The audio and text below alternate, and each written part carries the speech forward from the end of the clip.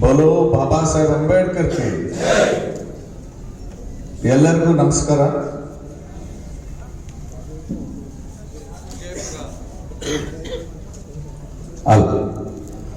ವಿಜಯಪುರ ಜಿಲ್ಲೆಯ ಯುವ ಬ್ರಿಗೇಡ್ ವತಿಯಿಂದ ಇವತ್ತು ಸಿಂದಗಿ ಪಟ್ಟಣದಲ್ಲಿ ಬಾಬಾ ಸಾಹೇಬ್ ಅಂಬೇಡ್ಕರ್ ಅವರ ಕ್ರಾಂತಿಕಾರಿ ವಿಚಾರಗಳನ್ನ ಅನಾವರಣ ಮಾಡತಕ್ಕಂಥ ಸುಮಾರು 10 ಪುಸ್ತಕಗಳು ಲೋಕಾರ್ಪಣೆಯಾಗಿದೆ. ಈ 10 ಪುಸ್ತಕಗಳನ್ನ ರಾಜ್ಯದ ಮನೆಗಳಿಗೆ ಮನಸ್ಸುಗಳಿಗೆ ತಲುಪಿಸ್ತಕ್ಕಂಥ ಕೆಲಸವನ್ನ ತಡವಾದರೂ ಸಹ ಯುವ ಬ್ರಿಗೇಡ್ ಈ ಜವಾಬ್ದಾರಿಯನ್ನ ತನ್ನ ಹೆಗಲ ಮೇಲೆ ಹಾಕೊಂಡು ಮಾಡ್ತಾ ಇರ್ತಕ್ಕಂಥದ್ದು ಅಂಬೇಡ್ಕರ್ ವಾದಿಯಾದಂಥ ನನ್ನಂತವರಿಗೆ ಬಹಳ ಹೆಮ್ಮೆ ಅಂತ ಅನ್ಸುತ್ತೆ. ಹಾಗಾಗಿ ಯುವ ಬ್ರಿಗೇಡ್ನ ನೇತೃತ್ವವನ್ನು ವಹಿಸಿರ್ತಕ್ಕಂಥ ಸಹೋದರ ಚಕ್ರವರ್ತಿ ಸೂಲಿಬೆಲೆ ಮತ್ತು ಅವರ ತಂಡಕ್ಕೆ ನಾನು ಗೌರವಪೂರ್ವಕ ಕೃತಜ್ಞತೆಗಳು ಮತ್ತು ಅಭಿನಂದನೆಗಳನ್ನು ಸಲ್ಲಿಸ್ತೇನೆ.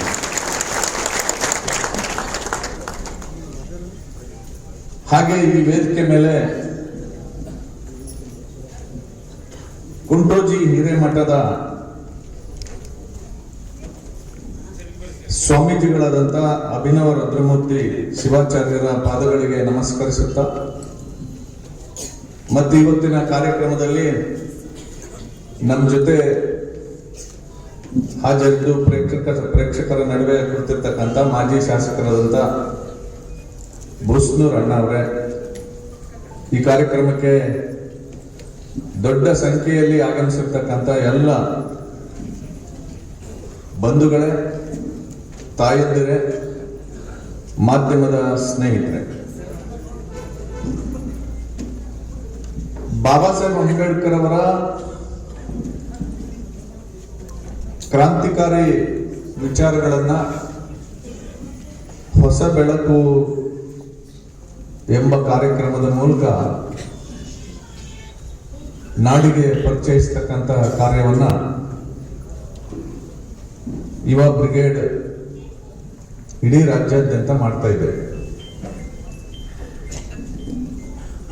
ಈ ಸಂದರ್ಭದಲ್ಲಿ ನಾನೊಬ್ಬ ಅಂಬೇಡ್ಕರ್ ವಾದಿಯಾಗಿ ನನಗನ್ಸೋದೇನು ಅಂತಂದ್ರೆ, ಬಾಬಾ ಸಾಹೇಬ್ ಅಂಬೇಡ್ಕರ್ ಅವರು ಒಂದು ಡಾಗ್ಮ್ಯಾಟಿಕ್ ಪರ್ಸನಾಲಿಟಿ ಅಲ್ಲ. ಡಾಗ್ಮ್ಯಾಟಿಕ್ ಪರ್ಸನಾಲಿಟಿ ಅಂದ್ರೆ ಯಾವುದೋ ಒಂದೇ ಒಂದು ವಿಚಾರಕ್ಕೆ ಅಂಟ್ಕೊಂಡಿದ್ದಂತ ಪರ್ಸನಾಲಿಟಿ ಅಲ್ಲ. ನನ್ನ ಅಧ್ಯಯನದ ಪ್ರಕಾರ ಬಾಬಾ ಸಾಹೇಬ್ ಅಂಬೇಡ್ಕರ್ ಅವರು ಒಂದು ಡೈನಮಿಕ್ ಪರ್ಸನಾಲಿಟಿ, ಕ್ರಿಯಾಶೀಲ ವ್ಯಕ್ತಿತ್ವ. ಮತ್ತೆ ಬಾಬಾ ಸಾಹೇಬ್ ಅಂಬೇಡ್ಕರ್ ಒಂದು ಸಾಧ್ಯತೆ. Doctor Ambedkar is A possibility. ಈ ಸಾಧ್ಯತೆ ಅನ್ನೋ ಪದ ಇದೆಯಲ್ಲ, ಅದಕ್ಕೆ ಸಾವಿಲ್ಲ. ಆಯಾ ಕಾಲಕ್ಕೆ ಸಂದರ್ಭಕ್ಕೆ ತಕ್ಕಂತೆ ತನ್ನನ್ನ ತಾನು ಪರಿವರ್ತನೆ ಮಾಡ್ಕೊಳ್ತಾ ತನ್ನ ಅಂತಿಮ ಗುರಿ ಇದೆಯಲ್ಲ, ಆ ಗುರಿ ಕಡೆಗೆ ಇಡೀ ಸಮಾಜವನ್ನ ಕರ್ಕೊಂಡು ಹೋಗ್ತಕ್ಕಂಥ ಒಂದು ಡೈನಮಿಕ್ ಪರ್ಸನಾಲಿಟಿ ಬಾಬಾ ಸಾಹೇಬ್ ಅಂಬೇಡ್ಕರ್. ನನಗೆ ಯಾಕಿದು ಅನ್ಸುತ್ತೆ ಅಂದ್ರೆ, ಅವರ ಹೋರಾಟದ ವಿವಿಧ ಹಂತಗಳನ್ನ ನಾವು ಗಮನಿಸಿದ್ರೆ ನಮಗಿದು ಅರ್ಥ ಆಗ್ತದೆ.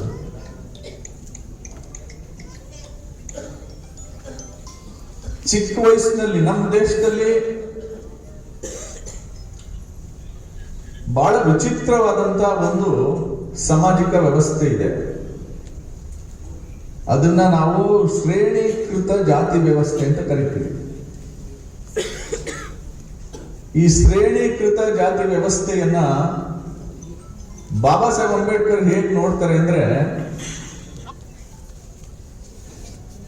ಭಾರತೀಯ ಸಾಮಾಜಿಕ ವ್ಯವಸ್ಥೆ ಒಂದು ಬಹು ಮಹಡಿಗಳ ಕಟ್ಟಡ ಇದ್ದ ಹಾಗೆ. ಈ ಬಹು ಮಹಡಿಗಳ ಕಟ್ಟಡಕ್ಕೆ ಸ್ಟೇರ್ ಕೇಸ್ ಹಾಕಿಲ್ಲ. ಸ್ಟೇರ್ ಕೇಸ್ ಇಲ್ಲದೆ ಇರೋದ್ರಿಂದ ಕೆಳಗಡೆ ಇರೋರು ಕೆಳಗಡೆ, ಮೇಲಿರೋರು ಮೇಲೆ, ಮೇಲೆ ಮತ್ತು ಕೆಳಗಡೆ ಇರೋರಿಗೆ ಸಂಪರ್ಕನೇ ಇಲ್ಲ. ಇದನ್ನ Baba Saheb Ambedkar static social order ಅಂತ ಕರೀತಾರೆ. ಮಾನವ ಜಗತ್ತನ್ನ ನಾವು ನೋಡಿದ್ರೆ ಸಮಾಜ ಯಾವತ್ತೂ ಸ್ಟ್ಯಾಟಿಕ್ ಆಗಿಲ್ಲ, ಸಮಾಜ ಡೈನಮಿಕ್ ಆಗಿ ಇರೋದು. ಸೊ ಈ ಡೈನಮಿಸಂನ ಈ ಒಂದು ಜಾತಿ ವ್ಯವಸ್ಥೆ, ಅದರಲ್ಲೂ ಶ್ರೇಣೀಕೃತ ಜಾತಿ ವ್ಯವಸ್ಥೆ ನಿಂತ ನೀರು ಮಾಡ್ಬಿಟ್ಟಿದೆ. ಆ ನಿಂತ ನೀರು ಏನಾಗುತ್ತೆ ಅಂತಂದ್ರೆ, ಅದು ಹರಿಲಿಲ್ಲ ಅಂತಂದ್ರೆ ಕೊಳ್ತೋಗುತ್ತೆ.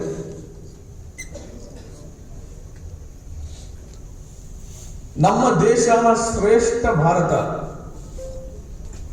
ಇಡೀ ಜಗತ್ತಿಗೆ ಬೆಳಕನ್ನ ಕೊಟ್ಟಂತ ಭಾರತದಲ್ಲಿ ಅದು ಯಾವ ಕಾಲದಲ್ಲಿ ಈ ಶ್ರೇಣೀಕೃತ ವ್ಯವಸ್ಥೆ, ಜಾತಿ ವ್ಯವಸ್ಥೆ ಪ್ರಾರಂಭ ಆಯಿತು, ಅಲ್ಲಿಂದ ಇದು ಒಂದೊಂದು ಹಂತದಲ್ಲೂ ಕಲುಷಿತ ಆಗ್ತಾ ಇದೆ, ಉಳಿತಾ ಇದೆ. ಅದು ಹೆಂಗಿದೆ ಅಂತಂದ್ರೆ, ನಾವು ಒಂದೊಂದು ಹಂತದಲ್ಲಿದ್ದೀವಲ್ಲ, ನಮಗೆ ನಾನಿರುವಂತ ಹಂತನೇ ಕರೆಕ್ಟ್ ಇದೆ ಅಂತ ಅನ್ನಿಸ್ತಾ ಹೋಗುತ್ತೆ. ಸುಮ್ಮನೆ ತಮಾಷೆಗೆ ನಿಮ್ಗೆ ಹೇಳೋದಾದ್ರೆ, ಈ ಜಾತಿ ವ್ಯವಸ್ಥೆ ಅಥವಾ ಚಾತುರ್ವರ್ಣ ವ್ಯವಸ್ಥೆ, ಮತ್ತೆ ಒಂದು ನಾನು ರಿಮೈಂಡ್ ಮಾಡ್ತೀನಿ, ಇದು ಮೂಲದಲ್ಲಿ ಹಾಗಿರ್ಲಿಲ್ಲ.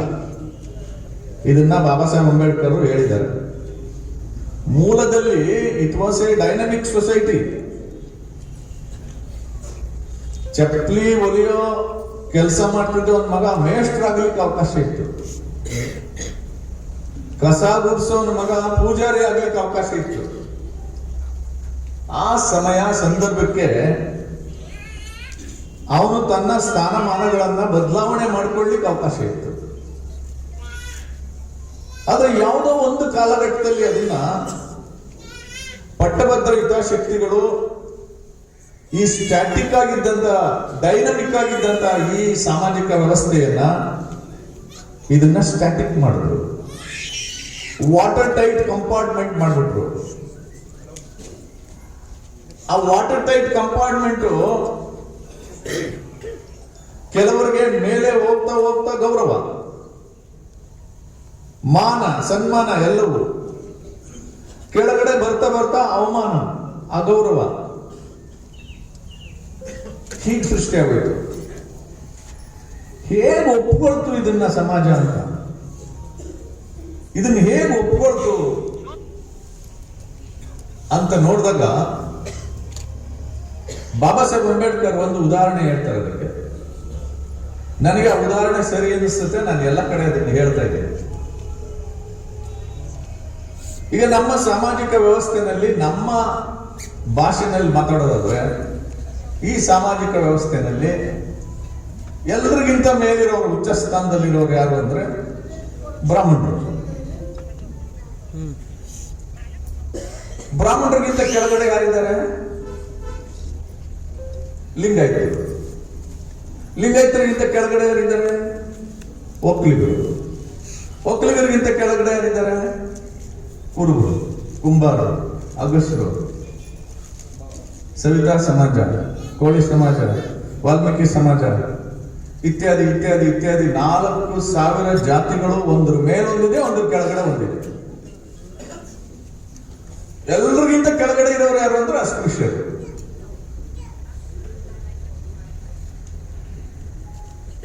ಈ ಸಮಾಜಗಳೆಲ್ಲವೂ ಒಂದ್ರ ಮೇಲೆ ಒಂದಿರೋದು, ಒಂದ್ರ ಕೆಳಗಡೆ ಒಂದಿರೋದನ್ನ ಹೇಗೆ ಒಪ್ಪಿಕೊಂಡ್ರು ಅಂತ ನೋಡಿದಾಗ ಇದೊಂದು ಸೈಕಾಲಜಿ. ಏನ್ ಸೈಕಾಲಜಿ ಅಂದ್ರೆ,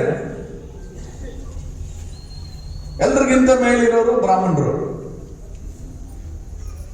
ಲಿಂಗಾಯತರಿಗೆ ನಿಮಗಿಂತ ಮೇಲೆ ಬ್ರಾಹ್ಮಣರಿದ್ದಾರೆ ಆಗ್ಬೋದಾ ಅಂದ್ರೆ ಆಗ್ಬೋದು ಅಂತಾರೆ. ಏನ್ ತೊಂದರೆ ಇಲ್ಲ, ಆಗ್ಬೋದು. ಅದೇಂದ್ರಿ ನಿಮ್ ತಲೆ ಮೇಲೆ ಕೂತವ್ರಲ್ಲ ಅವರು, ನಿಮ್ಗಿಂತ ಮೇಲಿದಾರಲ್ಲ ಅಂದಾಗ ನನಗಿಂತ ಕೆಳಗಡೆ ಒಕ್ಕಲಿಗರಿದಾರಲ್ಲ, ಹಂಗಾಗಿ ನನಗೆ ಸಮಾಧಾನ. ಒಕ್ಕಲಿಗರಿಗೆ ನಿನಗಿಂತ ಮೇಲೆ ಲಿಂಗಾಯತರು ಬ್ರಾಹ್ಮಣರು ಇದ್ದಾರಲ್ಲ ಅಂದ್ರೆ ಅವ್ರು ಇರ್ಲಿ ಬಿಡಿ, ಯಾಕೆಂದ್ರೆ ಅವ್ರಿಗಿಂತ ಕೆಳಗಡೆ ಯಾರಿದ್ದಾರೆ, ಕುರುಬರಿದ್ದಾರೆ. ಕುರುಬರಿಗೂ ಅಸಮಾಧಾನ ಆಗಲ್ಲ, ಯಾಕೆ ಅಂತಂದ್ರೆ ಅವ್ರ ಕೆಳಗಡೆ ಕುಂಬಾರಿದ್ದಾರೆ, ಕುಂಬಾರ ಕೆಳಗಡೆ ಅಗಸರಿದ್ದಾರೆ, ಕೋಳಿ ಸಮಾಜ ಇದ್ದಾರೆ, ವಾಲ್ಮೀಕಿಗಳಿದ್ದಾರೆ. ಎಲ್ಲರಿಗಿಂತ ಕೆಳಗಡೆ ಇರೋರು ಯಾರು, ಅಸ್ಪೃಶ್ಯರು. ಈ ಅಸ್ಪೃಶ್ಯರಿಗೆ ಸಮಾಧಾನ ಇಲ್ಲ. ಯಾಕೆ ಗೊತ್ತಾ, ಇವ್ರ ಕೆಳಗಡೆ ಯಾರು ಇಲ್ವಲ್ಲ, ಅದಕ್ಕೆ. ಇವ್ರ ಕೆಳಗಡೆ ಯಾರಾದ್ರೂ ಇದ್ಬಿಟ್ಟಿದ್ರೆ ಇವರು ಸಮಾಧಾನ ಪಟ್ಕೊಂಡ್ಬಿಡೋರು. ಅದಕ್ಕೆ ಇವ್ರಿಗೆ ಯಾವಾಗ್ಲೂ ಮೇಲಿರೋರ ಮೇಲೆಲ್ಲ ಸಿಟ್ಟಿರುತ್ತೆ. ಒಬ್ಬರು ನಂಬಲ್ಲ. ಏನ್ ಮಾಡೋದು, ಇವ್ರ ಒಳಗಡೆ ಏನಾದ್ರೂ ಬಿಕ್ಕಟ್ಟನ್ನ ತಂದಿಡಬೇಕು ಅಂತ ಹೇಳಿ ಇವ್ರೊಳಗಡೆನೂ ಒಂದ್ 2-3 ಹಂತವನ್ನ ಮಾಡಿ ಇಟ್ಬಿಟ್ಟಿದ್ದಾರೆ. ಎಲ್ಲೆಲ್ಲಿ ಹೊಲೆಯರು ಜಾಸ್ತಿ ಸಂಖ್ಯೆಯಲ್ಲಿದ್ದಾರೋ ಅಲ್ಲಿ ಹೊಲೆಯರು ನಾವು ಮಾದಿಗರಿಗಿಂತ ಸ್ವಲ್ಪ ಮೇಲೆ, ಎಲ್ಲೆಲ್ಲಿ ಮಾದಿಗರು ಜಾಸ್ತಿ ಇದ್ದಾರೋ ಅಲ್ಲಿ ಮಾದಿಗರು ಜರ್ಮನಿಗಳಿದಾರಲ್ಲ ಅವ್ರಿಗಿಂತ ನಾನು ಮೇಲೆ. ಈ ರೀತಿಯ ಒಂದು peculiar kind of social system ನಮ್ಮ ಸಮಾಜದಲ್ಲಿ ಒಂದು ಕಾಲಘಟ್ಟದಲ್ಲಿ ಅಳವಡಿಕೆ ಆಗುತ್ತಿದೆ. ವಿಶೇಷ ಏನು ಗೊತ್ತಾ, ಅದಕ್ಕೆ ನಾನು ಹೇಳುದು ಭಾರತ ತುಂಬಾ ಡೈನಮಿಕ್ ಸೊಸೈಟಿ, ಇದು ತುಂಬಾ ಕ್ರಿಯಾಶೀಲ ದೇಶ, ಸಮಾಜ ಇದು. ಎಲ್ಲವನ್ನ ಎಲ್ಲ ಕಾಲದಲ್ಲೂ ಒಪ್ಕೊಳ್ಳುವಂತ ದೇಶ ಅಲ್ಲ ಇದು. ಒಂದು ಕಾಲದಲ್ಲಿ ಅಕ್ಷರ ಕಲೀಲಿಕ್ಕೆ ಅವಕಾಶ ಇರಲಿಲ್ಲ, ಶಾಲೆಗೆ ಹೋಗ್ಲಿಕ್ಕೆ. ಬಾಬಾ ಸಾಹೇಬ್ ಅಂಬೇಡ್ಕರ್ ಅವರೇ, ನೀವು ಮಹಾನಾಯಕ ಸೀರಿಯಲ್ ಅಲ್ಲಿ ನೋಡಿದ್ದೀರಿ, ಬಾಬಾ ಸಾಹೇಬ್ ಅಂಬೇಡ್ಕರ್ ಸ್ಕೂಲಿಂದ ಹೊರಗಡೆ ಕೂತ್ಕೊಂಡು ಕಲಿತಾ ಇದ್ರು. ನಿಮಗೆ ಗೊತ್ತಿರಲಿ, ಆ ಕಾರಣಕ್ಕೆ ಬಾಬಾ ಸಾಹೇಬರು ಸಿಟ್ಟು ಮಾಡ್ಕೊಂಡಿಲ್ಲ, ದ್ವೇಷ ಸೃಷ್ಟಿ ಮಾಡ್ಕೊಳ್ಳಿಲ್ಲ, ಅಸೂಯೆ ಸೃಷ್ಟಿ ಮಾಡ್ಕೊಳ್ಳಿಲ್ಲ. ಈ ವ್ಯವಸ್ಥೆಯನ್ನ ಮುಂದಿನ ದಿನಗಳಲ್ಲಿ ನಾನು ಬದಲಾಯಿಸ್ತೀನಿ, ಆ ಕಾರಣಕ್ಕೋಸ್ಕರ ನಾನು ಶಾಲೆಯ ಒಳಗಡೆ ಇರ್ತಕ್ಕಂಥ ಮಕ್ಕಳಿಗಿಂತ ಹೆಚ್ಚು ಚೆನ್ನಾಗಿ ನಾನು ಅಧ್ಯಯನ ಮಾಡಬೇಕು ಅಂತ ಅನ್ನಿಸ್ತು.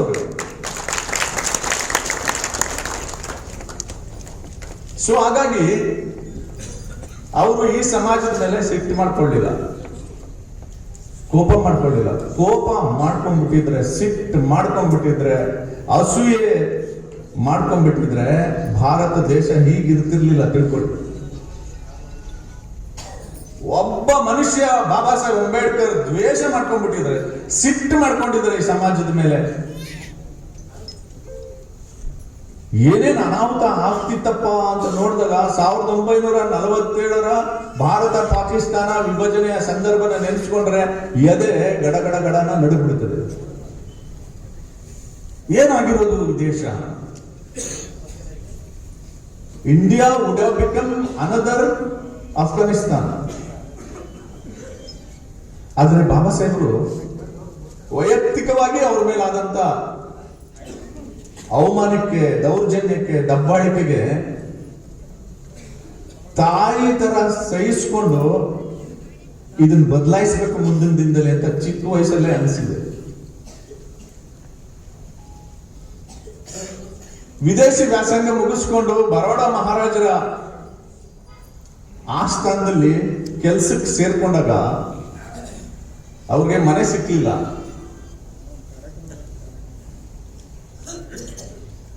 ಕೊನೆಗೆ ಯಾವುದೋ ಒಂದು ಮನೆಯಲ್ಲಿ ಬಾಡಿಗೆ ಇದ್ದಂತ ಡಾಕ್ಟರ್ ಅಂಬೇಡ್ಕರ್ ಇವರು ಮಹಾರ್ ಜಾತಿಗೆ ಸೇರಿದವರು ಅಂತ ಗೊತ್ತಾಗಿ ಮನೆಯಿಂದ ಹೊರಗಡೆ ಹಾಕ್ತಾರೆ. ಹೊರಗಡೆ ಹಾಕಿದಾಗ ಅವರು ಸಿಟ್ಟು ಮಾಡ್ಕೊಳ್ಳಿಲ್ಲ, ದ್ವೇಷ ಸೃಷ್ಟಿ ಮಾಡ್ಕೊಳ್ಳಿಲ್ಲ, ಅಸೂಯೆ ಪಡ್ಲಿಲ್ಲ.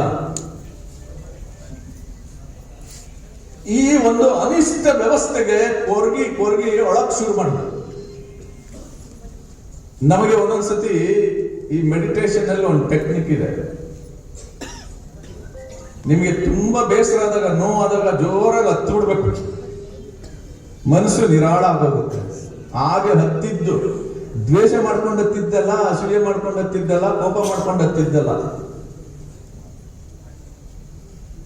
ಒಂದು ಕಾಲದಲ್ಲಿ 1932ರಲ್ಲಿ ಪೂನಾ ಒಪ್ಪಂದದ ಸಂದರ್ಭ. ಆ ಸಂದರ್ಭದಲ್ಲಿ ಮಹಾತ್ಮ ಗಾಂಧೀಜಿ ಜೊತೆ ಭೇಟಿ ಮಾಡಿದಾಗ ಯರವಾಡ ಜೈಲಲ್ಲಿ ಮಹಾತ್ಮ ಗಾಂಧೀಜಿ ಹೇಳ್ತಾರೆ, ಮೊದಲನೇ ದುಂಡು ಮೇಜಿನ ಸಭೆಗೆ ಲಂಡನ್ಗೆ ನಾನು ಬಂದಿರಲಿಲ್ಲ. ಮೊದಲನೇ ದುಂಡು ಮೇಜಿನ ಸಭೆಯಲ್ಲಿ ನೀವಿದ್ರಿ. ನಿಮ್ಮ ಮಾತುಗಳನ್ನ ನಾನು ಕೇಳಿಸ್ಕೊಂಡಿದ್ದೀನಿ, ನನಗೆ ವಿಚಾರ ತಲುಪಿದೆ. ನೀವೊಬ್ಬ ಉತ್ಕಟ ದೇಶ ಪ್ರೇಮಿ ಅಂತ ನನಗೆ ಗೊತ್ತಾಯ್ತು ಡಾಕ್ಟರ್ ಅಂಬೇಡ್ಕರ್ ಅಂತ ಮಹಾತ್ಮ ಗಾಂಧಿ ಹೇಳ್ತಾರೆ. ಆಗ ಬಾಬಾ ಸಾಹೇಬ್ ಹೇಳೋದು ಏನ್ ಗೊತ್ತಾ ಸ್ನೇಹಿತರೆ? ಹಲೋ, ಏನ್ ಹೇಳ್ತಾರೆ ಗೊತ್ತಾ? ನನಗೆ ತಾಯ್ನಾಡೇ ಇಲ್ಲ, ನಾನು ಹೆಂಗೆ ದೇಶ ಪ್ರೇಮಿ ಆಗ್ತೀನಿ? ನಮ್ಮ ಜನರನ್ನ ಪ್ರಾಣಿ ಪಕ್ಷಿಗಳಿಗಿಂತ ಕೀಳಾಗಿ ಕಾಣ್ತಾ ಇದೆ ಈ ಸಮಾಜ. ನಾನು ಹೆಂಗೆ ದೇಶ ಪ್ರೇಮಿ ಆಗ್ತೀನಿ? ನನಗೆಲ್ಲಿದೆ ತಾಯ್ನಾಡು ಅಂತ ಮಾತಾಡೋದು. ನಾವು ಅಂಬೇಡ್ಕರ್ ವಾದಿಗಳು ಅಲ್ಲಿಗೆ ಸ್ಟ್ರಕ್ ಆಗ್ಬಿಟ್ರೆ, ಅಲ್ಲಿ ನಿಂತೋಗ್ಬಿಟ್ರೆ ನಮಗೆ ಕೋಪ, ಸಿಟ್ಟು, ಅಸೂಯೆ ಎಲ್ಲ ಬಂದ್ಬಿಟ್ಟು, ದ್ವೇಷ ಎಲ್ಲ ಬಂದ್ಬಿಡ್ತದೆ. ಸೊ ನನಗೆ ತಾಯ್ನಾಡೇ ಇಲ್ಲ ಅಂತ ಹೇಳ್ದಂತ ಬಾಬಾ ಸಾಹೇಬರು 1949ರಲ್ಲಿ ಹೇಳಿದ ಮಾತೇನು? 49ರಲ್ಲಿ ಸಂವಿಧಾನ ರಚನಾ ಸಭೆ ಒಳಗಡೆ ಚರ್ಚೆ ಮಾಡುವಾಗ ಹೇಳದ ಮಾತೇನು ಅಂತಂದ್ರೆ, ಅವ್ರಿಗೆ ಮತ್ತು ಸಂವಿಧಾನ ರಚನಾ ಸಮಿತಿ ಒಳಗಡೆ ಇದ್ದಂತ ಎಲ್ಲರಿಗೂ ಮತ್ತು ಭಾರತೀಯರೆಲ್ಲರನ್ನ ಕುರಿತು ಹೇಳಿದಂತ ಮಾತೇನು ಅಂದ್ರೆ, year after V must all declare that we are Indians firstly and lastly. ನಾವೆಲ್ಲರೂ ಪ್ರಮಾಣ ಮಾಡೋಣ, ಮೊದಲನೇದಾಗಿ ಮತ್ತು ಕೊನೆಯದಾಗಿ ನಾವು ಭಾರತೀಯರು.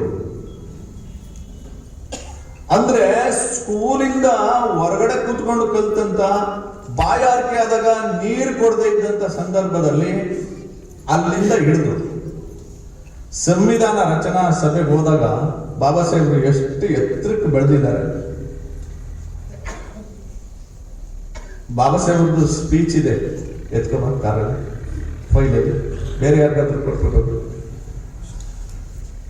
ಅದನ್ನು ಓದಿ ಹೇಳ್ಬಿಡ್ತೀನಿ. ಅವ್ರ ಭಾಷೆನಲ್ಲಿ ಹೇಳ್ಬಿಟ್ರೆ ನಿಮ್ಗೆ ಅರ್ಥ ಆಗ್ಬಿಡ್ತದೆ. ಸೊ ಈ ಕಾರಣಕ್ಕೆ ನಾನು ಬಾಬಾ ಸಾಹೇಬ್ ಅಂಬೇಡ್ಕರ್ನ ಡೈನಮಿಕ್ ಪರ್ಸನಾಲಿಟಿ, ತುಂಬಾ ಕ್ರಿಯಾಶೀಲ, ಕ್ರಿಯಾತ್ಮಕ ವ್ಯಕ್ತಿತ್ವ ಮತ್ತೆ ಉತ್ಕಟವಾದಂತ ದೇಶ ಪ್ರೇಮಿ,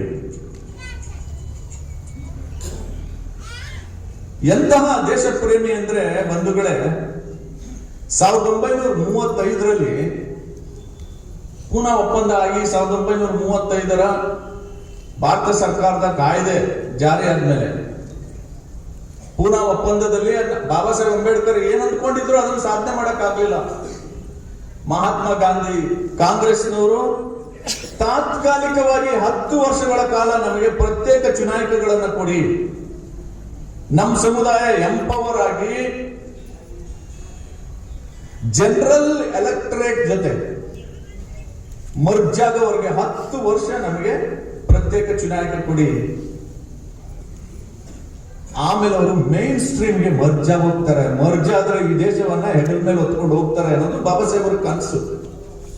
ಆ ಕನಸಿಗೆ ಮಹಾತ್ಮ ಗಾಂಧೀಜಿಯವರು ಮತ್ತು ಕಾಂಗ್ರೆಸ್ನವರು ಎಳ್ಳು ನೀರು ಬಿಟ್ಬಿಟ್ರು. ಆ ಕೋಪದಲ್ಲಿ ಒಂದು ಘೋಷಣೆ ಮಾಡ್ತಾರೆ. ಮಹಾರಾಷ್ಟ್ರದ ಯವಾಲ ಅನ್ನುವಂತ ಒಂದು ಜಾಗದಲ್ಲಿ ಘೋಷಣೆ ಮಾಡ್ತಾರೆ. ಏನ್ ಘೋಷಣೆ ಮಾಡ್ತಾರೆ? ನಾನು ಹಿಂದುವಾಗಿ ಹುಟ್ಟಿದ್ದೀನಿ, ಹಿಂದುವಾಗಿ ಸಾಯಲ್ಲ. ಹಿಂದುವಾಗಿ ಹುಟ್ಟೋದು ನನ್ನ ಕೈಲಿರ್ಲಿಲ್ಲ, ನಾನು ಹುಟ್ಟಿದ್ದೀನಿ, ಆದ್ರೆ ನಾನು ಮಾತ್ರ ಹಿಂದುವಾಗಿ ಸಾಯಲ್ಲ ಅಂತ ಘೋಷಣೆ ಮಾಡಿದ್ರು.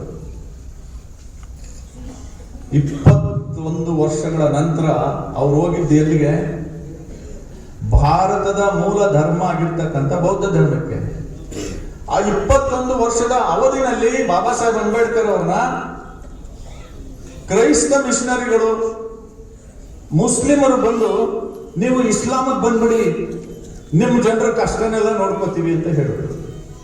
ಬಾಬಾ ಸಾಹೇಬ್ ಅಂಬೇಡ್ಕರ್ಗೆ ಸಿಟ್ಟಿದ್ರೆ, ಅಸೂಯೆ ಇದ್ರೆ, ಈ ದೇಶದ ಬಗ್ಗೆ ದ್ವೇಷ ಇದ್ರೆ ಇಸ್ಲಾಂಗೆ ಹೋಗ್ಬಿಡೋರು. ಇಸ್ಲಾಂಗೆ ಹೋಗಿದ್ರೆ ಏನಾಗ್ತಿತ್ತು ನಮ್ಮ ದೇಶ? ಯೋಚನೆ ಮಾಡಿದ್ರು. ಕ್ರಿಶ್ಚಿಯನ್ ಮಿಷನರಿಗಳು, ಬ್ರಿಟಿಷ್ ಆಳ್ವಿಕೆ ಇದೆ, ನಿಮ್ಮ ಜನರ ಎಲ್ಲ ಕಷ್ಟಗಳನ್ನ ನಾವು ನೋಡ್ಕೋತೀವಿ, ನೀವು ಕ್ರೈಸ್ತ ಧರ್ಮಕ್ಕೆ ಬಂದ್ಬಿಡಿ ಅಂತ. ಕ್ರೈಸ್ತ ಧರ್ಮಕ್ಕೆ ಹೋಗ್ಬಿಟ್ಟಿದ್ರೆ 1947ರಲ್ಲಿ ಸ್ವಾತಂತ್ರ್ಯ ಸಿಗ್ತಿರ್ಲಿಲ್ಲ ನಮ್ಗೆ. ಒಂದು 20-30 ವರ್ಷ ಮುಂದಕ್ಕೆ ಹೋಗೋದೇ.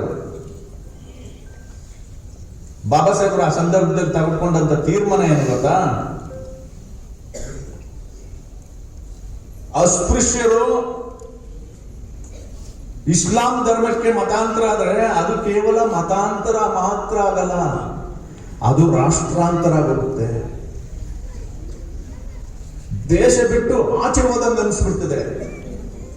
ಮತ್ತೆ ಒಂದು ಸಂದರ್ಭಕ್ಕೆ ಈ ದೇಶದ ಮೂಲ ಸಂಸ್ಕೃತಿ, ಪರಂಪರೆ, ಧರ್ಮ ಇದನ್ನೆಲ್ಲ ಬಿಟ್ಟು ಹೊರಗಡೆ ಹೋದಂಗಾಗ್ತದೆ. ಹಾಗಾಗಿ ನನ್ನ ಜನರನ್ನ ದೇಶಾಂತರ ಕರ್ಕೊಂಡು ಹೋಗಕ್ಕೆ ನಾನು ತಯಾರಿಲ್ಲ. ಏನ್ರಿ? ಏನು ಚಕ್ರವರ್ತಿ ಸೂಲಿಬೆಲೆಯವರು ಅದು ಯಾವ ಸಂದರ್ಭದಲ್ಲಿ ಹೊಸ ಬೆಳಕು ಅಂತ ಇಟ್ಟರು? ಎಂತ ಹೊಸ ಬೆಳಕು ಬಾಬಾ ಸಾಹೇಬ್ ಅಂಬೇಡ್ಕರ್.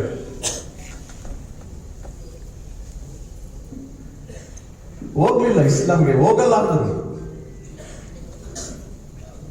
ಕ್ರೈಸ್ತ ಮತಕ್ಕೆ ಹೋದ್ರೆ ಅವ್ರು ಏನ್ ಹೇಳ್ತಾರೆ? ಇನ್ನೂ ಒಂದು ಮಾತು ಹೇಳಿ, ದೇಶಾಂತರ ಅಷ್ಟೇ ಅಲ್ಲ, ನಾನು ಇಸ್ಲಾಂ ಧರ್ಮಕ್ಕೆ ಮತಾಂತರ ಆದ್ರೆ ನನ್ನ ಜನರನ್ನ ಕರ್ಕೊಂಡು ಮುಸ್ಲಿಮರ ಜನಸಂಖ್ಯೆ ಜಾಸ್ತಿ ಆಗುತ್ತೆ ಭಾರತದಲ್ಲಿ, ಅದು ಭಾರತದ ಐಕ್ಯತೆಗೆ, ಸಮಗ್ರತೆಗೆ ಮತ್ತು ರಕ್ಷಣೆಗೆ ಧಕ್ಕೆ ಆಗುತ್ತೆ ಅಂತ ಹೇಳ್ತಾರೆ. ಅಂತಹ ಧಕ್ಕೆ ಮಾಡುವಂತ ಕೆಲಸಕ್ಕೆ ನಾನು ಕೈ ಹಾಕಲ್ಲ. ಒಂದ್ ವೇಳೆ ನಾನು ಕ್ರೈಸ್ತ ಧರ್ಮಕ್ಕೆ ಮತಾಂತರ ಆದ್ರೆ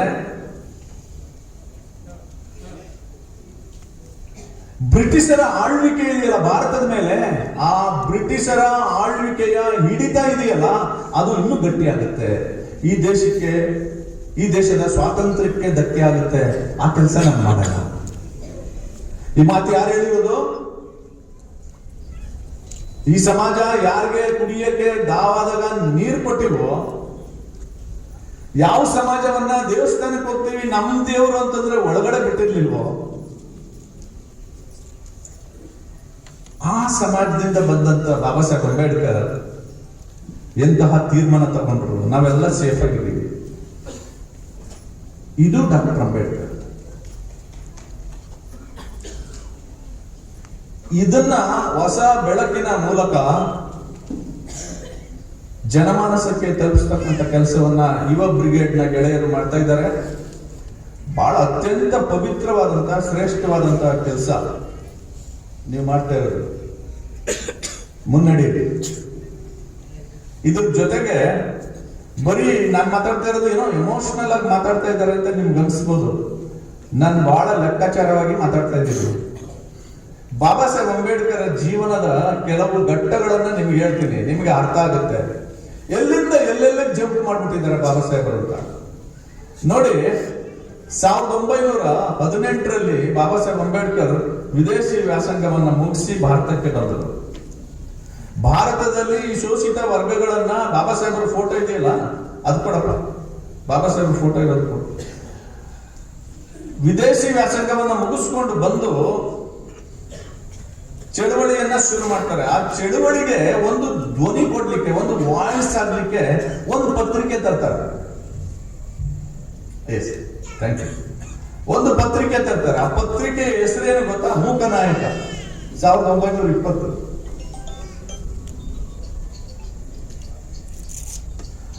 ಮಾತು ಬರದವರ ನಾಯಕ ನಾನು, ಮೂಗರ ನಾಯಕ. 20ರ ದಶಕ ಆಗಿತ್ತು. ಇಲ್ಲೊಂದಷ್ಟು ಶೋಷಿತ ವರ್ಗಗಳು, ವಿಶೇಷವಾಗಿ ಅಸ್ಪೃಶ್ಯರು, ವಾಯ್ಸ್ಲೆಸ್ ಪೀಪಲ್. ನೋಡ್ರಿ, 2000 ವರ್ಷಗಳ ಕಾಲ ಧ್ವನಿನೇ ಇಲ್ಲದೆ ಈ ದೇಶ ಕಟ್ಕೊಂಡು ಬಂದಿರೋರು ನಾವು. ನಮಗೆ ಧ್ವನಿನೇ ಕೊಟ್ಟಿಲ್ಲ, ಆದ್ರೆ ದೇಶ ಕಟ್ಟಿದ್ದೀವಿ. ಈ ದೇಶಕ್ಕೆ ನಾವ್ಯಾರು ಅಪಚಾರ ಮಾಡಿಲ್ಲ. ಬಾಬಾ ಸಾಹೇಬ್ ಅಂಬೇಡ್ಕರ್ ನೇತೃತ್ವ ಬಂದಿರೋದ್ರಿಂದ ಜನ್ಮಾಂತರಕ್ಕೂ ಈ ದೇಶಕ್ಕೆ ಅಪಚಾರ ಮಾಡುವಂತ ಕೆಲಸವನ್ನ ನಾವು ಮಾಡಲ್ಲ. ಯಾಕೆಂದ್ರೆ ನಮ್ಮ ಗುರು ಬಾಬಾ ಸಾಹೇಬ್ ಅಂಬೇಡ್ಕರ್ ನಮ್ಗೆ ಅದನ್ನ ಹೇಳಿ ಹೋಗಿದ್ದಾರೆ. ಏನ್ ಹೆಸರಿಟ್ರು? ಮೂಕನಾಯಕ. ಮೊದಲನೇ ಪತ್ರಿಕೆ. ಆ ಮೂಕನಾಯಕನ ಸ್ಥಿತಿಯಲ್ಲೇ ಉಳಿಲಿಲ್ಲ ಬಾಬಾ ಸಾಹೇಬರು. ಕೇವಲ 7 ವರ್ಷದಲ್ಲಿ ತಮ್ಮ ಪತ್ರಿಕೆಯ ಹೆಸರನ್ನ ಚೇಂಜ್ ಮಾಡ್ತಾರೆ. ಪತ್ರಿಕೆಗಳನ್ನ ಯಾಕೆ ಎಕ್ಸಾಂಪಲ್ ತಗೋತೀನಿ ಅಂತಂದ್ರೆ, ಈ ಮಾಧ್ಯಮ ಇದೆಯಲ್ಲ, ಪತ್ರಿಕೆಗಳು ವಾಯ್ಸ್ ಆಫ್ ದ ಪೀಪಲ್. ಇದು ಜನರ ಧ್ವನಿ. 20ರಲ್ಲಿ ಮೂಕನಾಯಕ ತಂದ್ರು. 27ಕ್ಕೆ ಬಾಬಾ ಸಾಹೇಬ್ ಅಂಬೇಡ್ಕರ್ ಅವರು ಪತ್ರಿಕೆಯ ಹೆಸರನ್ನ ಚೇಂಜ್ ಮಾಡಿ ಬಹಿಷ್ಕೃತ ಭಾರತ, ಬಹಿಷ್ಕೃತ ಭಾರತ, ಪ್ರೊಹಿಬಿಟೆಡ್ ಇಂಡಿಯಾ. ದುಂಡು ಮೇಜಿನ ಸಭೆಯಲ್ಲಿ ಬ್ರಿಟಿಷರ ಮುಂದೆ, ಕಾಂಗ್ರೆಸ್ನವ್ರ ಮುಂದೆ ಆರ್ಗ್ಯೂ ಮಾಡಿದ್ದೇನು ಅಂತಂದ್ರೆ, ಭಾರತ ಒಂದು ಭಾರತ ಅನ್ಕೊಂಡಿದ್ದೀರಿ, ಆದ್ರೆ ಭಾರತದಲ್ಲಿ 2 ಭಾರತ ಇದೆ. ಒಂದು ಟಚಬಲ್ಸ್ ಇಂಡಿಯಾ, ಇನ್ನೊಂದು ಅನ್ಟಚಬಲ್ಸ್ ಇಂಡಿಯಾ. ಈ ಅನ್ಟಚಬಲ್ಸ್ ಇಂಡಿಯಾ ಇದೆಯಲ್ಲ, ಇದು ಎಲ್ಲ ಸಾರ್ವಜನಿಕ ಸೇವೆಗಳಿಂದ ಬಹಿಷ್ಕರಿಸಲ್ಪಟ್ಟಿದೆ. ಇದು ಪ್ರಜಾತಂತ್ರಕ್ಕೆ ಅಪಾಯಕಾರಿ, ಸಮಾಜಕ್ಕೆ ಅಪಾಯಕಾರಿ. ಈ ಬಹಿಷ್ಕೃತ ಭಾರತವನ್ನ ಬದಲಾವಣೆ ಮಾಡಬೇಕು ಅಂತ ಹೇಳ್ಬೇಕಲ್ಲ, ಮತ್ತು ವಿಶೇಷವಾಗಿ ಕಾಂಗ್ರೆಸ್ನವರಿಗೆ ಮನವರಿಕೆ ಮಾಡ್ಬೇಕಲ್ಲ, ಅದಕ್ಕೆ ಬಹಿಷ್ಕೃತ ಭಾರತ ಅಂತ ಹೆಸರಿಟ್ಕೊಂಡ್ರು. ಸಹಜವಾಗಿ ನಡೀತಿದ್ದಂತ ಅಸ್ಪೃಶ್ಯತೆಯ ಆಚರಣೆಗಳು ಸಮಾಜಕ್ಕೆ ಗೊತ್ತಾಗಬೇಕು, ಸರ್ಕಾರಕ್ಕೂ ಗೊತ್ತಾಗ್ಬೇಕಲ್ಲ. ಅದಕ್ಕೆ 2 ಹೋರಾಟ ಮಾಡ್ತಾರೆ.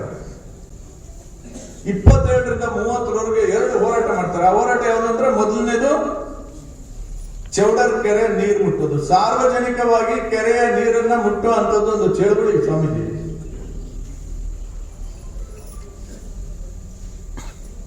ಅಲ್ರಿ, ಎಮ್ಮೆಗಳು, ಹಸುಗಳು, ದನಗಳೆಲ್ಲ ಕುಡಿಯೋ ನೀರನ್ನ ಮನುಷ್ಯರು ಕುಡಿಬಾರದು ಅಂದ್ರೆ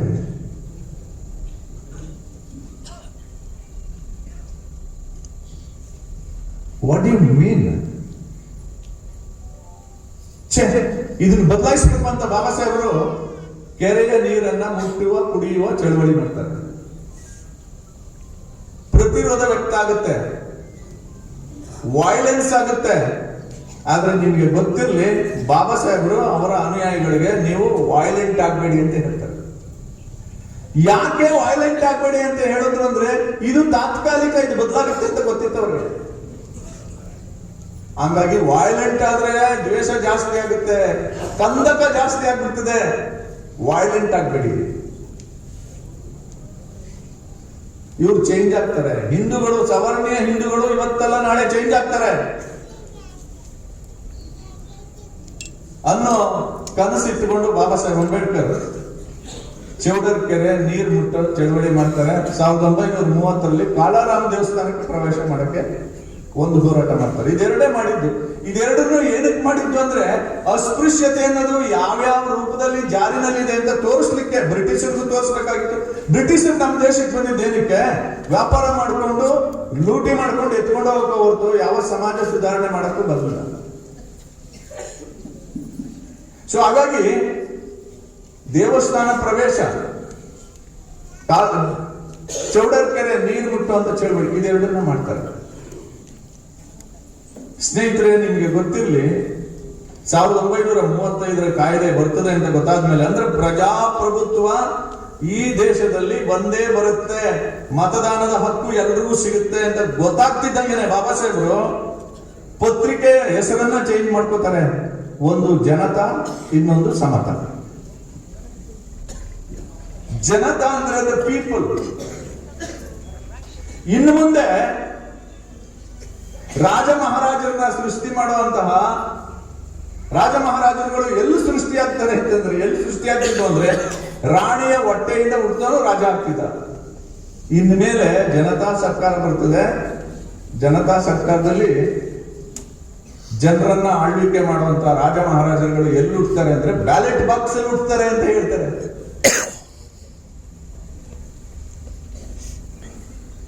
ಸೊ ಜನತಾ ಸರ್ಕಾರ ಬಂದಾಗ ಸಮಾನತೆ ಬರ್ತದೆ ಅಂತ ಸಮತಾ ಅಂತಿದ್ರು. ಅಲ್ಲಿಗೆ ನಿಲ್ಲಿಲ್ಲ. ಅಂತಿಮವಾಗಿ 1956ರಲ್ಲಿ ಫೆಬ್ರವರಿ 4, 1956ರಲ್ಲಿ ಪತ್ರಿಕೆ ಹೆಸರನ್ನ ಅಂತಿಮವಾಗಿ ಚೇಂಜ್ ಮಾಡಿ ಹೊರಟಿದ್ದಾರೆ. ಏನಂತ ಗೊತ್ತಾ? ಪ್ರಬುದ್ಧ ಭಾರತ. ಪ್ರಬುದ್ಧ ಭಾರತ. ಆ ಪ್ರಬುದ್ಧ ಭಾರತವನ್ನ ನಿರ್ಮಾಣ ಮಾಡಬೇಕು ಅಂತ ಹೇಳಿ ನಮಗೆ ಕರೆ ಕೊಟ್ಟು ಹೋಗಿದ್ದಾರೆ. ಸೊ ಬಂಧುಗಳೇ, ಇದು ಬಾಬಾ ಸಾಹೇಬ್ ಅಂಬೇಡ್ಕರ್ ಅವರ ಜರ್ನಿ. ಸೊ ಈ ಜರ್ನಿ ಇದೆಯಲ್ಲ, ಇದು ಸಮಾಜಕ್ಕೆ ಒಂದು ಹೊಸ ಬೆಳಕನ್ನ, ಹೊಸ ಹೊಳಪನ್ನ ಕೊಡುವಂತ ಕೆಲಸವನ್ನ ಮಾಡಬೇಕಾಗಿದೆ. ಕೊನೆಯಲ್ಲಿ ನನಗನ್ಸುತ್ತೆ, ಚಕ್ರವರ್ತಿ ಸೂಲಿಬೆಲೆ ಅವರಿಗೆ ನಾನು ಮನವಿ ಮಾಡ್ತೀನಿ, ಈ ಬಾಬಾ ಸಾಹೇಬ್ ಅಂಬೇಡ್ಕರ್ ಅವರ ನವೆಂಬರ್ 25, 1949 ಈ ಸ್ಪೀಚ್ ಇದೆಯಲ್ಲ, ಸುಲಭವಾಗಿ ಗ್ರಹಿಸ್ಕೊಳ್ತಕ್ಕಂಥ, ಅರ್ಥ ಮಾಡ್ಕೊಳ್ತಕ್ಕಂಥ ಕನ್ನಡ ಭಾಷೆಯಲ್ಲಿ ನೀವೇ ತರ್ಜುಮೆ ಮಾಡಿಬಿಡಿದಿಲ್ಲ. ಯಾಕೆಂದ್ರೆ ಈ ಸ್ಪೀಚ್ ಕಾನ್ಸ್ಟಿಟ್ಯೂಂಟ್ ಅಸೆಂಬ್ಲಿನಲ್ಲಿ ಮಾತಾಡಿದಂತ ಕೊನೆಯ ಭಾಷಣ ಇದೆಯಲ್ಲ, ಈ ಕೊನೆಯ ಭಾಷಣ ಈ ದೇಶಕ್ಕೆ ಹೊಸ ದಿಕ್ಕು ದೆಸೆಗಳನ್ನು ತೋರಿಸುತ್ತೆ. ಪ್ರಾಚೀನ ಭಾರತದಿಂದ ಮುಂದೆ ಭಾರತ ಏನಾಗಬೇಕು ಅನ್ನೋದನ್ನೆಲ್ಲ ತೋರಿಸುತ್ತೆ. ಇದು ಬಾಬಾ ಸಾಹೇಬ್ ಅಂಬೇಡ್ಕರ್ ಅವರ ಹೋರಾಟ, ಅವರ ಬದುಕು, ಅವರ ಜೀವನ. ಆ ತರದ್ದು ಇಲ್ಲಿ ಸಣ್ಣ ಸಣ್ಣ ಪುಸ್ತಕಗಳು ತಂದಿದ್ದಾರೆ. ಕಾಂಗ್ರೆಸ್ಗೆ ಏಕಿಷ್ಟು ದಲಿತ ದ್ವೇಷ, ಇದ್ರೊಳಗಡೆ ಏನಿದೆಯೋ ನನಗೆ ಗೊತ್ತಿಲ್ಲ, ನಾನು ಓದಿಲ್ಲ. ಯಾಕಿಷ್ಟು ದ್ವೇಷ ಅಂತಂದ್ರೆ, ಅವರು ನಿಮ್ಮನ್ನ ಅರ್ಥ ಮಾಡ್ಕೊಂಡ್ಬಿಟ್ರೆ ನಿಮ್ನ ಅಧಿಕಾರದಿಂದ ಕೆಳಗಡೆ ಇಳಿಸ್ತಾರೆ. ಅದಕ್ಕೆ ಕಾಂಗ್ರೆಸ್ನಲ್ಲಿ ದ್ವೇಷ. ಅವ್ರಿಗಿನ್ನೂ ಅರ್ಥ ಆಗಿಲ್ಲ. ಅರ್ಥ ಆದ್ರೆ ಇವ್ರನ್ನ ಗದ್ಗೆಯಿಂದ ಕೆಳಗಡೆ ಇಳಿಸ್ತಾರೆ. ಮುಸಲ್ಮಾನರನ್ನು ಕಳಿಸಿ ಬಿಡಿ ಪಾಕಿಸ್ತಾನಕ್ಕೆ ಅಂತ ಯಾಕೆ ಹೇಳಿದ್ರು ಅಂದ್ರೆ, ಈಗ ಅನುಭವಿಸ್ತಾ ಇದ್ದೀವಲ್ಲ ಸ್ವಾಮಿಗಳೇ, ಅದಕ್ಕೆ.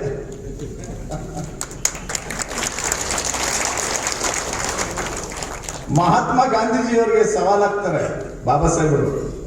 ಏನ್ ಸವಾಲು ಗೊತ್ತಾ? ಭಾರತ ಪಾಕಿಸ್ತಾನ ವಿಭಜನೆ ಆಗೋದಾದ್ರೆ ನನ್ನ ಹೆಣದ ಮೇಲಾಗ್ಬೇಕು ಅಂತ ಹೇಳಿದ್ರು. ಯಾರು ಹೇಳಿದ್ದು ಇದನ್ನ? ಹಲೋ, ಯಾರು ಹೇಳಿದ್ದು? ಬಾಬಾ ಸಾಹೇಬ್ರಲ್ಲ, ಮಹಾತ್ಮ ಗಾಂಧೀಜಿಯವರು ಹೇಳಿದ್ದು. ಭಾರತ ಪಾಕಿಸ್ತಾನ ವಿಭಜನೆ ಅಂದ್ರೆ, ಭಾರತ ವಿಭಜನೆ ಆಗೋದಾದ್ರೆ ನನ್ನ ಹೆಣದ ಮೇಲಾಗ್ಲಿ ಅಂತ ಹೇಳಿದ್ರು. ಯಾರು ಹೇಳಿದ್ದು ಇದನ್ನ? ಹಲೋ, ಮಾತಾಡ್ರಿ, ಏನ್ ನಾನು ಕತೆ ಹೇಳ್ತಾ ಇದ್ದೀನಿ. ಯಾರು ಹೇಳಿದ್ದು? ಮಹಾತ್ಮ ಗಾಂಧಿ. ಆದ್ರೆ ಬದುಕಿರುವಾಗಲೇ ವಿಭಜನೆ ಆಗುತ್ತೆ. ಆಗ ಬಾಬಾ ಸಾಹೇಬ್ ಹೇಳ್ತಾರೆ, ನೀವು ನನ್ನ ಹೆಣದ ಮೇಲೆ ವಿಭಜನೆ ಆಗ್ಲಿ ಅಂತ ಹೇಳಿದ್ರಿ, ಆದ್ರೆ ಅಸ್ಪೃಶ್ಯರಿಗೆ ಹಕ್ಕುಗಳನ್ನ ಕೊಡೋದಕ್ಕೋಸ್ಕರ ಹೋರಾಟ ಮಾಡಿ ಬೆಳೆಸ್ಕೊಂಡು ತಂದದ್ದನ್ನ ನೀವು ಉಪವಾಸ ಸತ್ಯಾಗ್ರಹ ಮಾಡಿ ನಮ್ಮ ಹಕ್ಕುಗಳನ್ನ ಕಿತ್ಕೊಂಡ್ಬಿಟ್ರಲ್ಲ, ಇದು ನ್ಯಾಯನ?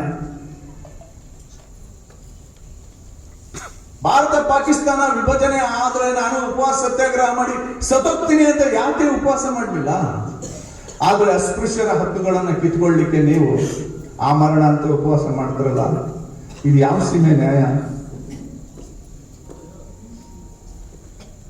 ಬಾಬಾ ಸಾಹೇಬ್ ಅಂಬೇಡ್ಕರ್ ಹೇಳಿದ್ದು, ಮುಸಲ್ಮಾನರು ಶಾಶ್ವತವಾಗಿ ನೆಮ್ಮದಿಯಿಂದ ಬದುಕಬೇಕು ಅಂದ್ರೆ, ಹಿಂದೂಗಳು ಶಾಶ್ವತವಾಗಿ ನೆಮ್ಮದಿಯಿಂದ ಬದುಕಬೇಕು ಅಂತಂದ್ರೆ, ಪಾಕಿಸ್ತಾನ ಭಾಗದಲ್ಲಿ ಇರ್ತಕ್ಕಂಥ ಎಲ್ಲ ಹಿಂದೂಗಳನ್ನ ಭಾರತಕ್ಕೆ ಕಳಿಸ್ಬಿಡಿ, ಭಾರತದಲ್ಲಿರ್ತಕ್ಕಂಥ ಎಲ್ಲ ಮುಸಲ್ಮಾನರನ್ನ ಪಾಕಿಸ್ತಾನಕ್ಕೆ ಕಳಿಸ್ಬಿಡಿ.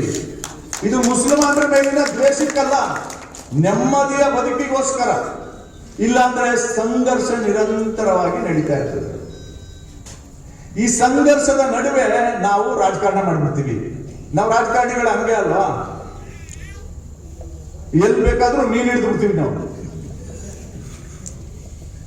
ನಾವು ಎಲ್ಲಿ ಬೇಕಾದ್ರೂ ಮೀನು ಹಿಡಿತೀವಿ. ಅದು ರಾಜಕಾರಣಿಗಳ ನೇಚರ್. ಇದು ಬಾಬಾ ಸಾಹೇಬ್ರಿಗೆ ಗೊತ್ತಿತ್ತು. ಪರ್ಮನೆಂಟ್ ಸೊಲ್ಯೂಷನ್ ಹಿಂದೂ ಮುಸ್ಲಿಂ ಡಿಸ್ಪ್ಯೂಟ್ಗೆ ಪರ್ಮನೆಂಟ್ ಸೊಲ್ಯೂಷನ್ ಅಂದ್ರೆ ಟ್ರಾನ್ಸ್ಫರ್ ಆಫ್ ಪಾಪ್ಯುಲೇಷನ್, ವರ್ಗಾವಣೆ ಮಾಡ್ಬಿಡಿ. ಈ ದೇಶದಲ್ಲಿ ಏನೇನು ಕಳ್ಕೋತಾರ ಮುಸ್ಲಿಮರು ಅದೆಲ್ಲವನ್ನ ಬೆಲೆ ಕಟ್ಟಿ ಆ ಭಾಗದಲ್ಲಿ ಕೊಡಿ. ಅವರಿಗೆ ಭೂಮಿ ಕಳ್ಕೋತಾರ, ಆ ಭಾಗದಲ್ಲಿ ಭೂಮಿ ಕೊಡಿ. ಆಸ್ತಿ ಕಳ್ಕೋತಾರ, ಅದಕ್ಕೆ ವ್ಯಾಲ್ಯೂಯೇಷನ್ ಮಾಡಿಬಿಟ್ಟು ಅವ್ರಿಗೆ ಕಾಂಪನ್ಸೇಷನ್ ಕೊಡಿ, ರಿಹ್ಯಾಬಿಲಿಟೇಟ್ ಮಾಡಿ. ಆ ಕಡೆ ಹಿಂದೂಗಳು ಏನ್ ಕಳ್ಕೊಳ್ತಾರೋ ಅದನ್ನ ಭಾರತದಲ್ಲಿ ಕೊಡಿ ಅಂತ ಒಂದು ಕಮಿಷನ್ ನೇಮಕ ಮಾಡಿ ಅಂತ ಹೇಳ್ಬಿಡ್ತಾರೆ. ಇದು ಅರ್ಥ ಆಗಬೇಕು ನಿಮಗೆ. ಬಹುಶಃ ಈ ಪುಸ್ತಕದಲ್ಲಿ ಮುಸಲ್ಮಾನರನ್ನು ಕಳಿಸಿಬಿಡಿ ಪಾಕಿಸ್ತಾನಕ್ಕೆ ಅಂತ ಯಾಕೆ ಹೇಳಿದ್ರು ಬಾಬಾ ಸಾಹೇಬರು, ಇದರಲ್ಲಿದೆ ಅಂತ ಅನ್ಸುತ್ತೆ. ಸಂವಿಧಾನವನ್ನ ಬದಲಾಯಿಸಿದವರು ಯಾರು ಬದಲಾಯಿಸಿದ್ರು ಅಂತ ನಿಮಗೆ ಗೊತ್ತಾಗಬೇಕು ಅಂದ್ರೆ, ಎಮರ್ಜೆನ್ಸಿ ಪೀರಿಯಡ್ ಅಲ್ಲಿ 5 ಡ್ರೆಕೋನಿಯನ್ ಅಮೆಂಡ್ಮೆಂಟ್ಸ್ ತಂದಿದ್ದಾರೆ. ಅದನ್ನ ಓದಿ ನಿಮಗೆ ಗೊತ್ತಾಗುತ್ತೆ. ನೋವುಂಡ ಜೀವ ಪ್ರತಿಭಟಿಸಿದೆ, ಆದ್ರೆ ಆ ಜೀವಕ್ಕೆ ದ್ವೇಷ ಇರಲಿಲ್ಲ, ಆ ಜೀವಕ್ಕೆ ಅಸೂಯೆ ಇರಲಿಲ್ಲ. ಈ ತರ 10 ಪುಸ್ತಕಗಳನ್ನ ತಂದಿದ್ದಾರೆ. ಇಷ್ಟೆಲ್ಲ ಮಾಡಿ ಕೊನೆಗೆ ಎಚ್ಚರಿಕೆಯನ್ನು ಕೊಟ್ಟು ಸಂವಿಧಾನ ರಚನಾ ಸಭೆಯಲ್ಲಿ ಸಂವಿಧಾನವನ್ನು ಮಂಡಿಸಿ ಆ ಸಂವಿಧಾನವನ್ನ ಜಾರಿ ಮಾಡಿಸುವ ಜಾಗಕ್ಕೆ ಚುನಾವಣೆಯಲ್ಲಿ ಎಲೆಕ್ಟ್ ಆಗಕ್ಕಾಗದೆ ಸೋತು ಮನೇಲಿ ಕೂತ್ಕೊಂಡವರು ಬಾಬಾ ಸಾಹೇಬ್. 1952ರ ಚುನಾವಣೆಯಲ್ಲಿ ಬಾಬಾ ಸಾಹೇಬ್ ಅಂಬೇಡ್ಕರ್ ಅವ್ರನ್ನ ಈ ಸಮಾಜ ಗೆಲ್ಲಿಸುತ್ತಿದ್ರೆ ನೆಹರುಗೆ ಮೂಗ್ದಾರ ಹಾಕಿ ಇಟ್ಕೊಳ್ಳೋರು ಪಾರ್ಲಿಮೆಂಟ್ ಒಳಗಡೆ. You would have become first opposition leader. ಆದ್ರೆ ಸೋಲಿಸ್ಬಿಟ್ವಿ ನಾವು. ಎಂತ ದ್ರೋಹಿಗಳು ನೀವು ಅಂತ ಹೇಳಕ್ಕಿಂತ ಎಂತ ನತದೃಷ್ಟರು ನೀವು ಹೇಳ್ತಿಲ್ಲ. ಎಂತ ನತದೃಷ್ಟರಲ್ವ ನಾವು. ಸೋಲಿಸ್ವಲ್ಲ. ಆ ವ್ಯಕ್ತಿಯ ಕೊನೆಯ ಭಾಷಣ ಏನಿದೆ ಅದನ್ನ ಓದ್ತೀನಿ, ಕೇಳಿಸ್ಕೊಳ್ಳಿ. ಇಂಗ್ಲಿಷ್ ಅಲ್ಲಿ ಇದೆ. ಸಾಧ್ಯವಾದ್ರೆ ಸುಲಿಬೆಲೆ ಅವರು ಭಾಷಣ ಮಾಡುವಾಗ ಇದನ್ನ ತರ್ಜುಮೆ ಮಾಡಿ ಹೇಳ್ಬಿಡಿ. ಓದ್ತೀನಿ. ನನಗೆ ಇದು ಎಷ್ಟು ಸತಿ ಓದಿದ್ರು ಸಮಾಧಾನ ಆಗಲ್ಲ, ಎಷ್ಟು ಸತಿ ಓದಿದ್ರು ನನಗೆ ರೋಮಾಂಚನ ಆಗುತ್ತೆ. ನವೆಂಬರ್ 25, 1949 ಬಾಬಾ ಸಾಹೇಬ್ ಮಾತಾಡಿದ್ರು. On 26 January 1950 India will be an independent country. What would happen to our independence? Will she maintain her independence or will she lose it again? This is the first thought that comes to my mind. It is not that India was never an independent country. Bharat ಎಂದೂ ಸ್ವತಂತ್ರವಾಗಿರಲಿಲ್ಲ ಅಂತ ನಾನು ಹೇಳ್ತಾ ಇಲ್ಲ. The point is that she once lost the independence she had. ತಾನು ಗಳಿಸ್ಕೊಂಡಿದ್ದಂತ, ತಾನು ಇದ್ದಂತ ಸ್ವಾತಂತ್ರ್ಯವನ್ನ ಭಾರತ ಮಾತೆ ಕಳ್ಕೊಂಡಿದ್ದಾಳೆ. Will she lose it a second time? 2ನೇ ಬಾರಿ ಕಳ್ಕೊಂಡ್ಬಿಡ್ತಾಳ ಭಾರತಾಂಬೆ ಅನ್ನುವ ಆತಂಕ ನನ್ನನ್ನು ಕಾಣ್ತಾ ಇದೆ. It is this thought which makes me most anxious for the future. ಮುಂದೆ ಮತ್ತೆ ಕಳ್ಕೊಂಡ್ಬಿಡ್ತಾಳ ಭಾರತಾಂಬೆ ತನ್ನ ಸ್ವಾತಂತ್ರ್ಯವನ್ನ ಅನ್ನುವಂತಹ ಆಂಕ್ಸೈಟಿ ನನಗಿದೆ ಅಂತ ಹೇಳ್ತಾ, what perturbs me greatly is the fact that Not only India has lost once before lost her independence, but she lost it by the infidelity and treachery of some of our own people. Bharat ಮಾತೆ ಸ್ವಾತಂತ್ರ್ಯವನ್ನ ಕಳ್ಕೊಂಡಿರೋದು ಅಷ್ಟೇ ಅಲ್ಲ, ಯಾಕೆ ಕಳ್ಕೊಂಡು ಅಂತಂದ್ರೆ ನಮ್ಮವರಿಂದ ಆದಂತಹ ಮೋಸ ಅನ್ಯಾಯಗಳಿಂದ ನಾವು ಕಳ್ಕೊಂಡಿದ್ದೇವೆ. ಅದಕ್ಕೆ ಇಡೀ ಪ್ರಾಚೀನ ಇತಿಹಾಸದಿಂದ ಆಧುನಿಕ ಇತಿಹಾಸದವರಿಗೆ ಎರಡೆರಡು ಲೈನ್ಲೇ ಹೇಳ್ಬಿಟ್ಟಿದ್ದಾರೆ. ಇದ್ರ ಮೇಲೆ ರಿಸರ್ಚ್ ಮಾಡ್ಬೇಕು ನಾವು. ಏನು? In the invasion of Sindh by Muhammad bin Qasim, the military commander of King Dahar accepted bribes from the agents of Muhammad bin Qasim and refused to fight on the side of their king. It was Jaichand who invited Muhammad Ghori to invade India and fight against Prithviraj and promised him the help of himself and the Solanki kings. When Shivaji was fighting for the liberation of Hindus, the other Maratha noblemen and Rajput kings were fighting the battle on the side of Mughal emperor. Shivaji Maharaja ಹಿಂದೂಗಳ ಸ್ವಾತಂತ್ರ್ಯಕ್ಕೋಸ್ಕರ ಹೋರಾಟ ಮಾಡ್ತಾ ಇರುವಾಗ ಅಲ್ಲಿದ್ದಂತ ಪೃಥ್ವಿರಾಜ್ ಮತ್ತು ಸೋಲಂಕಿ ಮಹಾರಾಜರುಗಳು ಮರಾಠರು ಮೊಘಲರ ಪರವಾಗಿ ನಿಂತುಕೊಂಡಿರ್ತಾರೆ. When the British were trying to destroy the Sikh rulers, Gulab Singh, their principal commander, sat silent and did not help to save the Sikh kingdom. In 1857, when large part of India had declared war of independence against the Britishers, the Sikhs stood and watched the event as silent spectators. ಯಾರಿಂದ ಸ್ವಾತಂತ್ರ್ಯ ಕಳ್ಕೊಂಡಿರೋದು ನಾವು? ನಮ್ಮವರಿಂದ. ಮೊಘಲರು ಬಂದಾಗ ಮೊಘಲರಿಗೆ support ಮಾಡಿ ಕಳ್ಕೊಂಡಿದ್ದೀವಿ, ಬ್ರಿಟಿಷರು ಬಂದಾಗ ಬ್ರಿಟಿಷರಿಗೆ support ಮಾಡಿ ಕಳ್ಕೊಂಡಿದ್ದೀವಿ. Will history repeat itself? ಇತಿಹಾಸ ಮರುಕಳಿಸುತ್ತಾ ಅನ್ನೋ ಆತಂಕ ನೋಡಿ ಬಾಬಾ ಸಾಹೇಬರಿಗೆ. ಕಾನ್ಸ್ಟಿಟ್ಯೂಂಟ್ ಅಸೆಂಬ್ಲಿನಲ್ಲಿ ಈ ಆತಂಕ ಯಾರಿಗೂ ಇರಲಿಲ್ಲ. ಅಲೋ, ಯಾರಿಗೂ ಇರಲಿಲ್ಲ ರೀ. ನೀವು ಡಿಬೇಟ್ ನೋಡಿ, ಕಾನ್ಸ್ಟಿಟ್ಯೂಂಟ್ ಅಸೆಂಬ್ಲಿ ಡಿಬೇಟ್ನ. ಈ ರೀತಿ ಮೋಸ, ಅನ್ಯಾಯ, ಅಕ್ರಮದಿಂದ ಈ ಭಾರತಾಂಬೆಯ ಸ್ವಾತಂತ್ರ್ಯವನ್ನ ಕಳ್ಕೊಂಡಿದ್ದೀವಿ. ಇದು ಮತ್ತೆ ರಿಪೀಟ್ ಆಗ್ಬಿಡುತ್ತಾ ಅನ್ನೋ ಆತಂಕ ಬಾಬಾ ಸಾಹೇಬರಿಗೆ.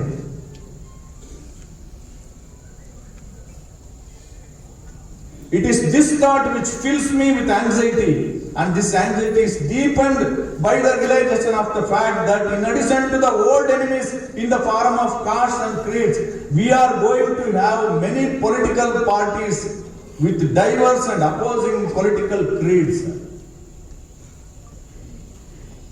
Will Indians place the country above their creed, or will they place the creed above the country? ಮುಂದೆ ಬರ್ತಕ್ಕಂಥವರು ತಮ್ಮ ಜಾತಿ ಮತಗಳನ್ನ ದೇಶದ ಮೇಲಿಡ್ತಾರೋ ಅಥವಾ ದೇಶವನ್ನ ತಮ್ಮ ಜಾತಿ ಮತಗಳ ಮೇಲಿಟ್ಟು ನೋಡ್ತಾರೋ, ಬದುಕ್ತಾರೋ? ಐ ಡು ನಾಟ್ ನೋ, ನನಗೆ ಗೊತ್ತಿಲ್ಲ. But this much is certain that if the parties place their creed above the country, our independence will be put in a jeopardy a second time and probably lost forever. ದೇಶಕ್ಕಿಂತ ನಮ್ಮ ಜಾತಿ ಮುಖ್ಯ, ದೇಶಕ್ಕಿಂತ ನನ್ನ ಧರ್ಮ ಮುಖ್ಯ ಅಂತ ಏನಾದ್ರು ದೇಶಕ್ಕಿಂತ ಮೇಲೆ ನೀವು ಇಟ್ಟಕ್ಕೆ ಹೋದ್ರೆ ನಾವು ಮತ್ತೊಮ್ಮೆ ಸ್ವಾತಂತ್ರ್ಯ ಕಳ್ಕೊತೀವಿ, ಮತ್ತೆ ಶಾಶ್ವತವಾಗಿ ಕಳ್ಕೊಳ್ಳುವಂತ ಸಾಧ್ಯತೆ ಇದೆ. ಇದು ಬಾಬಾ ಸಾಹೇಬರ ಆತಂಕ. ಇದನ್ನ ಹೆಂಗ್ ಪ್ರೊಟೆಕ್ಟ್ ಮಾಡ್ಕೋಬೇಕು ಅಂತ ಹೇಳಿದ್ದಾರೆ ಇಲ್ಲಿರೋ ಯುವಕರೆಲ್ಲ ಕೇಳಿಸ್ಕೊಳ್ಳಿ. ಹೆಂಗ್ ಪ್ರೊಟೆಕ್ಟ್ ಮಾಡ್ಕೋಬೇಕು ಅಂತ ಹೇಳಿದ್ದಾರೆ last sentence. This eventuality we must all resolutely guard against. We must be determined to defend our independence with the last drop of our blood. ನಮ್ಮ ದೇಹದ ಕೊನೆಯ ರಕ್ತವನ್ನಾದರೂ ಕೊಟ್ಟು ಭಾರತಾಂಬೆಯ ಸ್ವಾತಂತ್ರ್ಯವನ್ನು ಉಳಿಸ್ಕೋಬೇಕು.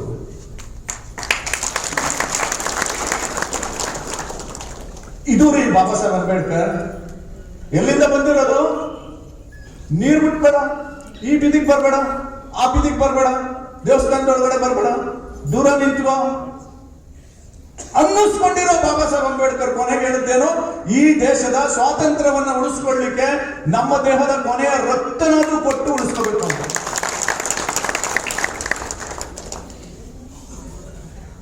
ಇದು ಬಾಬಾ ಸಾಹೇಬ್ ಅಂಬೇಡ್ಕರ್ ಅವರ ಡೈನಮಿಕ್ ಪರ್ಸನಾಲಿಟಿ. ಅಂತಹ ಪರ್ಸನಾಲಿಟಿಯ ಹಿಂಬಾಲಕ ನಾನು, ಆರಾಧಕ ನಾನು ಅಂತ ಹೇಳ್ಕೊಳ್ಳಿಕ್ಕೆ ನನಗೆ ಬಹಳ ಹೆಮ್ಮೆ ಅನ್ಸುತ್ತೆ. ನನಗೆ ಬಹಳ ಹೆಮ್ಮೆ ಅನ್ಸುತ್ತೆ ಸ್ನೇಹಿತರೆ. ಸೊ ಈ ಹಿನ್ನೆಲೆಯಲ್ಲಿ ನನಗನ್ಸುತ್ತೆ ಈ ಪುಸ್ತಕಗಳು ಏನು 10 ಪುಸ್ತಕಗಳನ್ನ ಯುವ ಬ್ರಿಗೇಡ್ ಗೆಳೆಯರು ತಂದಿದ್ದಾರೆ, ಒಂದು ಹೊಸ ಬೆಳಕನ್ನ ಇದು ಕೊಡುತ್ತೆ. ಸೋಷಿಯಲ್ ಮೀಡಿಯಾ, ಫೇಸ್ಬುಕ್, ವಾಟ್ಸಪ್ ಎಲ್ಲ ಬಂದ್ಬಿಟ್ಟು ಬರೀ ನೋಡ್ತಾ ಇದ್ದೀವಿ, ಓದ್ತಾನೆ ಇಲ್ಲ ನಾವು. ಏನಾದ್ರೂ ಒಂದು ಆರ್ಟಿಕಲ್ 3-4 ಪೇಜ್ ಇದ್ರೆ ಅದಕ್ಕೆ ನಿಲ್ಸ್ಬಿಟ್ಟಿವಿ. ಪುಸ್ತಕ ಓದೋ ಅಭ್ಯಾಸ ಬರಲಿ, ಕೊಂಡುಕೊಂಡು ಓದ್ತಾರೋ ಬಿಡ್ತಾರೆ ಗೊತ್ತಿಲ್ಲ. ಚಕ್ರವರ್ತಿ ಇವರು ಮನೆಗೆ ತಲುಪಿಸಿ ಅವ್ರ ಮಕ್ಕಳು ಮೊಮ್ಮಕ್ಕಳು ಓದಕ್ಕೆ ಶುರು ಮಾಡ್ತಾರೆ. ಒಂದು ಕಾಲ ಬರ್ತದೆ ಪುಸ್ತಕ ಇಂಪಾರ್ಟೆಂಟ್ ಅನ್ನೋ ಕಾಲ ಬರ್ತದೆ. ಹಾಗಾಗಿ ಅವ್ರ ಲೈಬ್ರರಿ ತಲುಪಿಸುವಂತ ಕೆಲಸವನ್ನ ನೀವು ಮಾಡಿ ಅಂತ ಹೇಳ್ತಾ, ನಾನೇನು ಲೆಕ್ಕಾಚಾರವಾಗಿ ಮಾತಾಡಬೇಕು ಅಂತ ಬಂದಿರಲಿಲ್ಲ. ಈ ಪುಸ್ತಕಗಳನ್ನ ನೋಡಿದಾಗ ಬಾಬಾ ಸಾಹೇಬ್ರ ಜರ್ನಿಯ ನಿಮ್ಗೆ ಹೇಳಬೇಕು ಅಂತ ಅನ್ನಿಸ್ತು, ಹೇಳಿದ್ದೀನಿ. ಏನನ್ನಿಸ್ತು? ಹಲೋ ಇಷ್ಟ ಆಯ್ತಾ? ಸೊ ಯುವ ಬ್ರಿಗೇಡ್ ಹೊರಟಿರ್ತಕ್ಕಂಥ ಈ ಜರ್ನಿಗೆ, ಈ ಪ್ರಯಾಣಕ್ಕೆ ನಾವು ಸೇರ್ಕೊಳ್ಳೋಣ. ಭಾರತ್ ಮಾತಾ ಕಿ ಬೋಲೋ, ಭಾರತ್ ಮಾತಾ ಕಿ ಜೈ ಭೀಮ್, ಜೈ ಭಾರತ್. ನಮಸ್ಕಾರ.